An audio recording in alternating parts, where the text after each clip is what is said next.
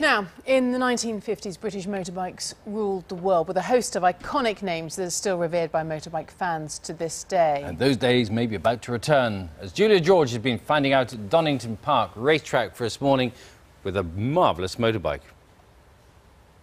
Yeah, it's beautiful, isn't it? Yeah, the Norton of all the classic motorcycle brands is probably the best loved, and it's coming home, thanks to this team over here. Now, at the moment, they're perfecting their race bike, but from next year, they're going to be manufacturing road bikes as well. So let's take a look at what they've got to live up to. The 1950s were the heyday of British motorcycle manufacturing, and Nortons were among the most desirable machines. They had an immaculate racing pedigree and eye-catching good looks. The glory days couldn't last forever, though, and the motorbike companies became victims of British manufacturing's sad decline. But the bikes themselves are still cherished. Atlantic Motorcycles in Berkshire is a treasure trove of lovingly restored classic and vintage machines. They command tens of thousands of pounds, even in a recession. To most British enthusiasts, the Norton is the ultimate single-cylinder classic motorcycle. Now this would take pride of place in any collection. It's a 1936 Racing International, and there's a good chance that this is the actual bike that won the TT that year. How do I know? Well, there were only 4 of them, and they're all the same in this sense. They all have undrilled plunging rear suspension.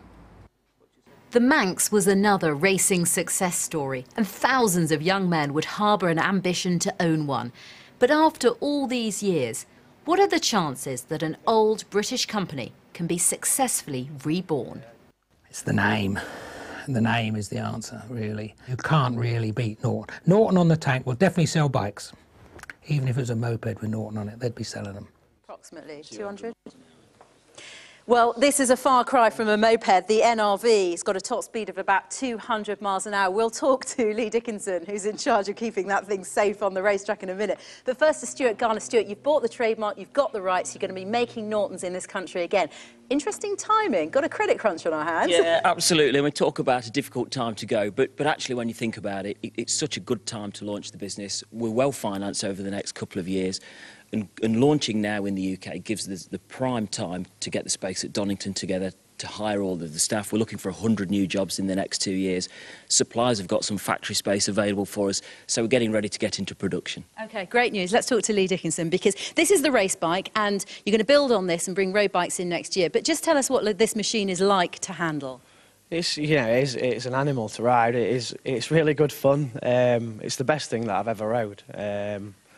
What makes it different? What is it about this bike? I mean, when you're taking a corner out on the racetrack here, how does this handle differently? It's just the power characteristics of it, the way the engine works. It pulls from nothing, so it's quite forgiving. It's not so critical what gear you're in to go around a corner and stuff. It's an awesome piece of kit. I'd recommend it to anybody. OK, you just seem like such a mild-mannered man to be out there racing at those sorts of speeds. Let's bring Stuart back in for a second. Reaction from the biking community, because as we've discovered, Norton was so well loved. Yeah, it's well over 100 years old as a brand, and we've had expressions from all over the world about buying a motorcycle or helping partners to make the motorcycle go back into production.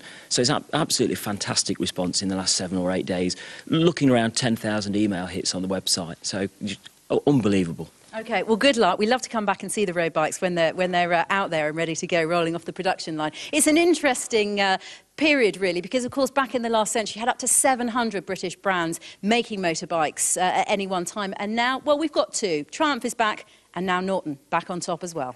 OK, Jules, thank you very much. Thank you. OK, coming up, the BBC News Channel has the